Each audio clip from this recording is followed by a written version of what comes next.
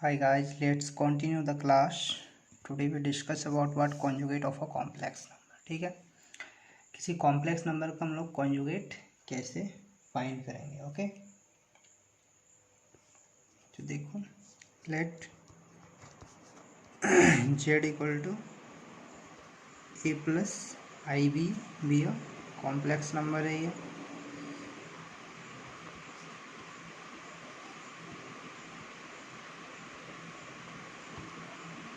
z equal to a plus I b क्या था, complex number है. ठीक है, तो हमने क्या लिया, z equal to a plus I b a complex number. Okay, then its conjugate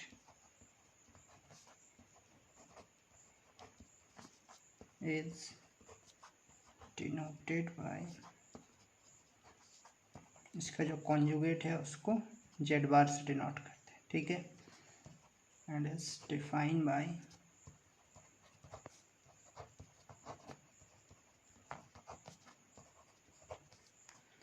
A minus I B. ठीक है, that is z equal to क्या, ए प्लस आई बी. तो इसका जो हम कॉन्जुगेट लेंगे जेड बार, इस तरह से इसको लिखेंगे ए प्लस आई बी, और जब कॉन्जुगेट से हटेगा तो ए माइनस आई बी.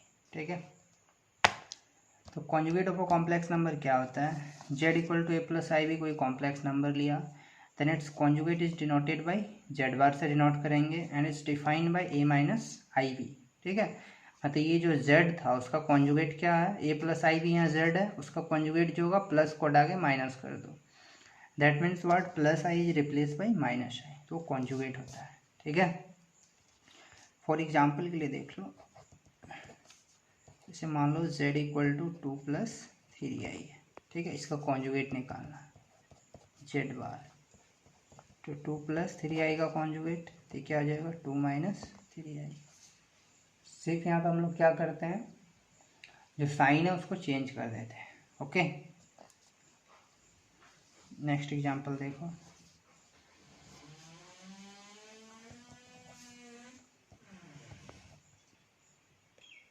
सपोज मान लो कि z इक्वल टू है तुम्हारा 3 माइनस 5i.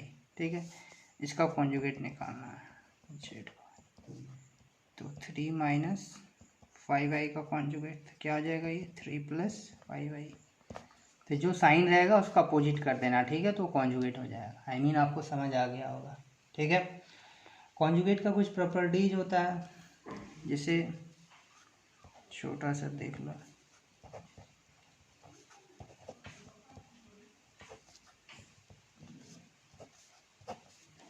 इसकी कुछ प्रॉपर्टीज होते हैं. ठीक है, जैसे जेड कॉन्जुगेट है उसका फिर से कॉन्जुगेट ले लेंगे तो हमें जेड ही मिलेगा, जो कॉम्प्लेक्स नंबर है वही आ जाएगा. ठीक है,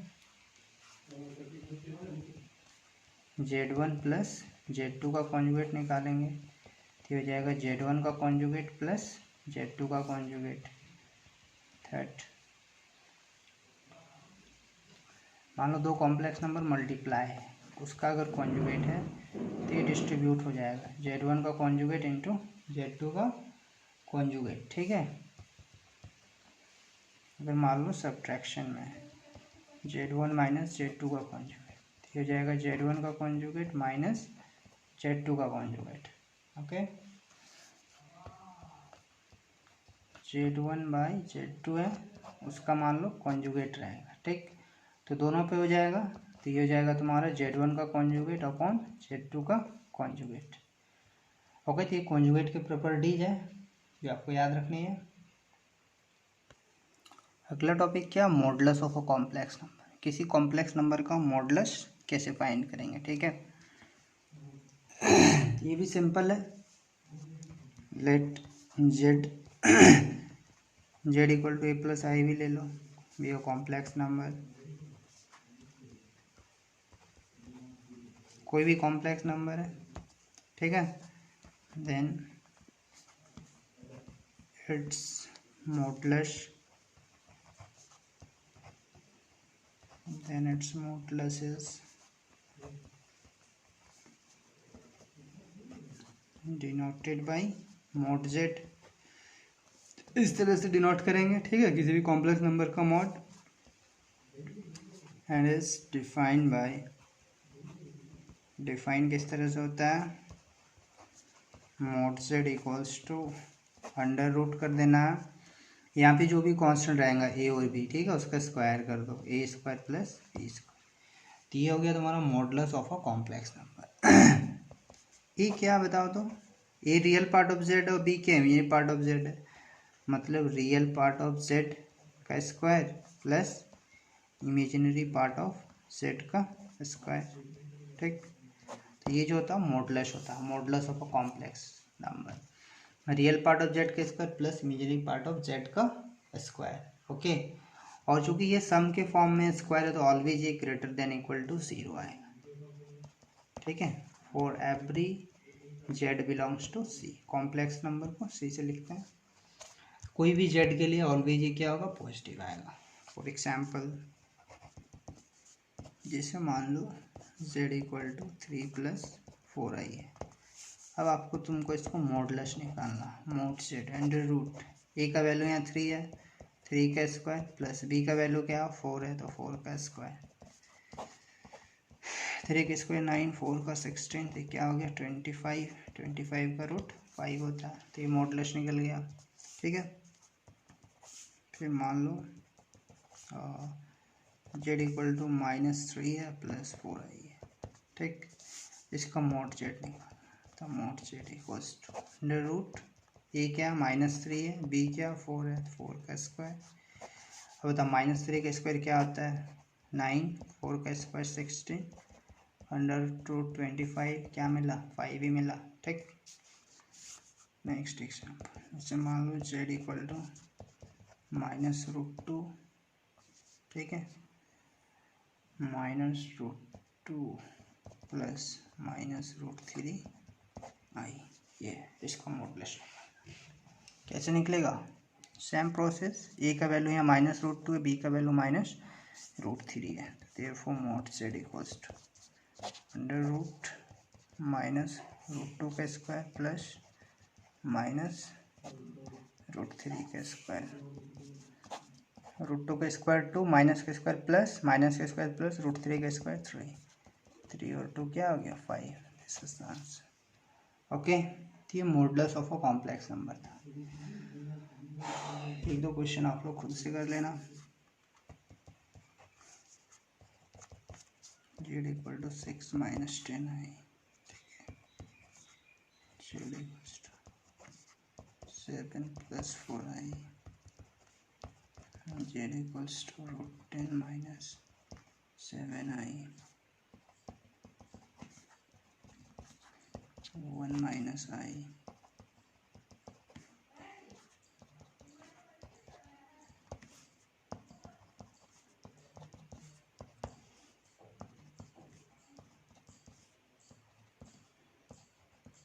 ठीक है, सभी को मॉडुलस निकाल लेना, okay. Next consider, next question क्या था, express each of the following in the form of a + iv, ठीक है, a + iv के फॉर्म में इसको लिखना है, ओके। क्वेश्चन क्या है, 3 × 7 + 7i + i × 7 + 7i, ठीक है, करना कुछ नहीं है, इसको सिंप्लीफाई करो, इसको ऐसे लिख सकते हैं 3 × 7 21 + 3 × 7 21i प्लस i से मल्टीप्लाई करेंगे तो ये हो गया 7i + 7, और i × i² का वैल्यू -1 होता है, ठीक है, इसका यूज़ किया, i² का वैल्यू -1 होता है। अब i को एक साथ रखो, बिना i वाला को एक साथ रखो, देखो ये 21 है, ये हो गया -7 प्लस ये 21i, 21 + 7, दो में i है, i को कॉमन निकाल लिया, ठीक है, तो 21 - 7 क्या हो जाएगा 14, ठीक है, और 21 + 7 क्या हो जाएगा 28i, ये आ गया ना a + iv के फॉर्म में, ठीक है, a + iv के फॉर्म में आ गया, तो ये स्टैंडर्ड फॉर्म है, तो ये तुम्हारा आंसर है। सेकंड क्वेश्चन मान लो है तुम्हारा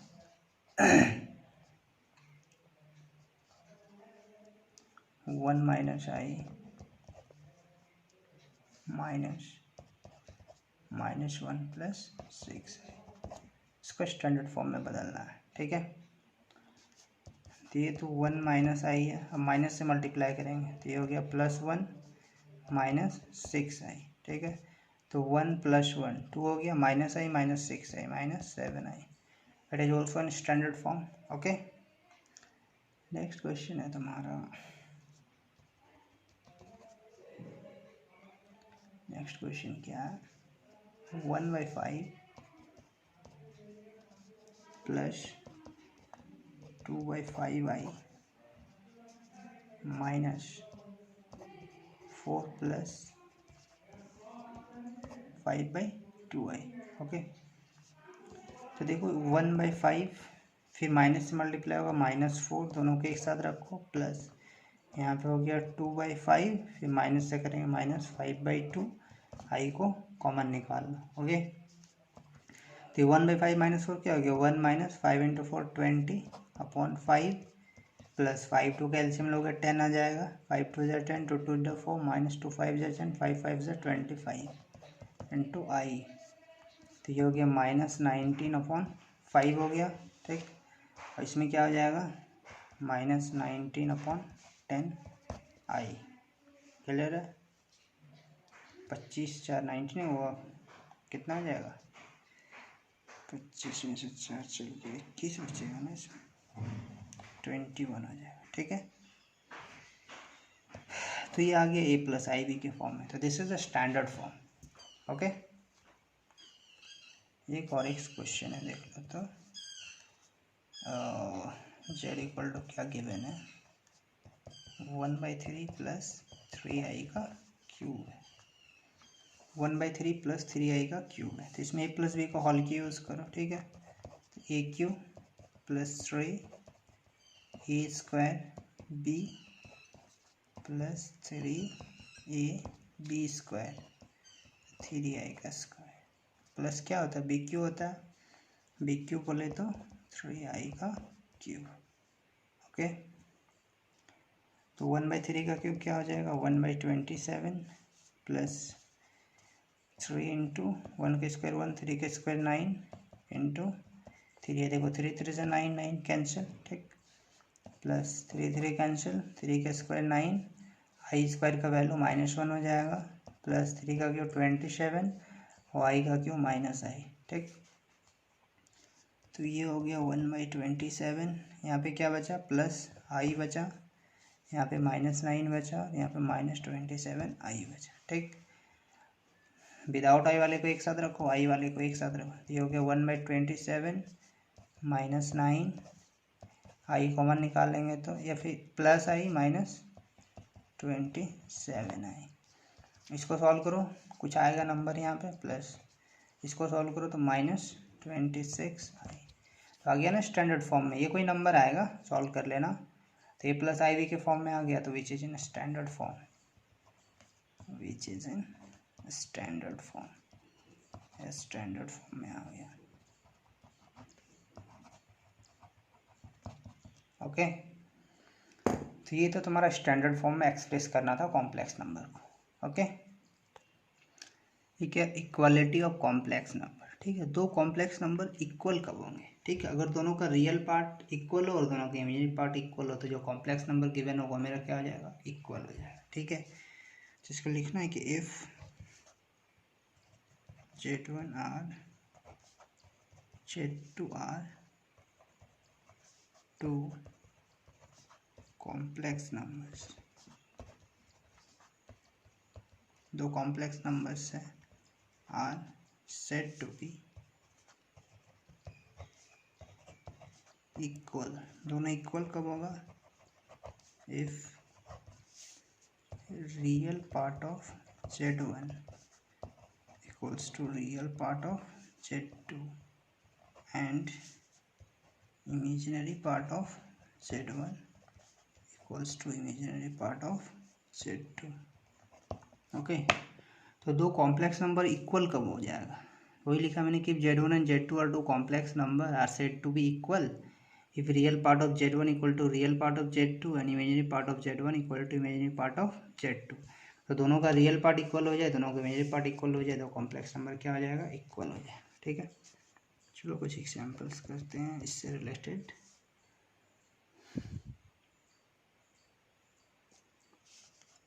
देखिए फाइंड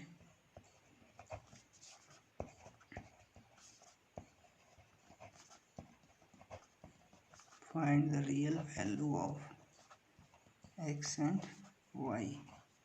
x और y का क्या रियल वैल्यू फाइंड करना। Find the real value of x and y if, कब फाइंड करना, if 3x minus 7 plus 2iy equals to क्या है, minus 5y।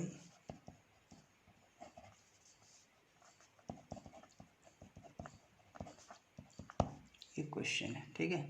Find the real value of x and y if 3x minus 7 plus 2iy equal to minus 5y plus 5 plus x into आई। इसमें हमें x और y का value find करना है। ठीक है, तो दो कॉम्प्लेक्स नंबर इक्वल है, तो अगर दो कॉम्प्लेक्स नंबर एक हो, ये भी a प्लस आई बी के फॉर्म में है, ये भी a प्लस आई बी के फॉर्म में है, तो अगर दो कॉम्प्लेक्स नंबर इक्वल है, बीच में इक्वल का साइन है ना, इक्वल टू का साइन है, तो इसका रियल पार्ट इसके रियल पार्ट के बराबर होगा, इसका जो इमेजिनरी पार्ट होगा इसके इमेजिनरी पार्ट के बराबर होगा। ठीक है, तो यहाँ से लिखो equating the real and imaginary parts. तो मतलब इक्वेट करो, equating, equating the real and imaginary parts।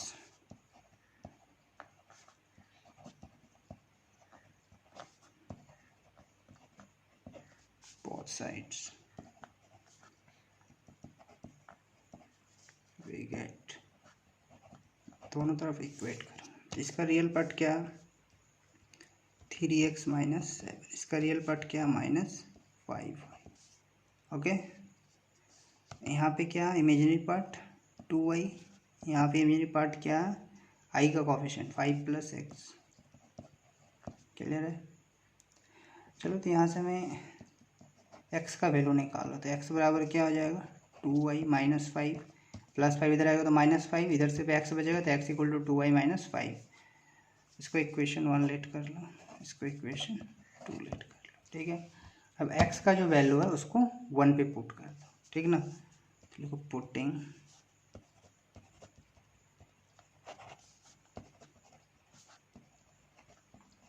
the value of x in equation 1, equation 1 में डाल दो। ठीक है, x का वैल्यू 2y माइनस 5 है, तो 3x, x की जगह क्या लिखेंगे, 2y माइनस 5, उसके बाद क्या equal to minus 7 equal to minus 5y है, उसको लिख दिया। 3 से मल्टीप्लाई करो, 3 into 2 6y, 3 into 5 15, minus 7 equal to minus 5y। अब देखो तो 6y माइनस 5 इधर ले आओ तो प्लस 5y, 15 और 17 सॉरी 15 और 7 कितना हो जाएगा, 15 minus 7 minus minus plus 22, minus रहेगा इधर आएगा तो प्लस हो जाएगा। 6 प्लस 5 क्या हो जाएगा, 11y equals to 22, therefore y equals to क्या हो जाएगा, 22/11, 11 दूना 22, तो y का वैल्यू क्या आ गया, 2 आ गया। अब y का जो वैल्यू है उसको 2 पे पुट कर दो, putting the value of y in equation 2। Now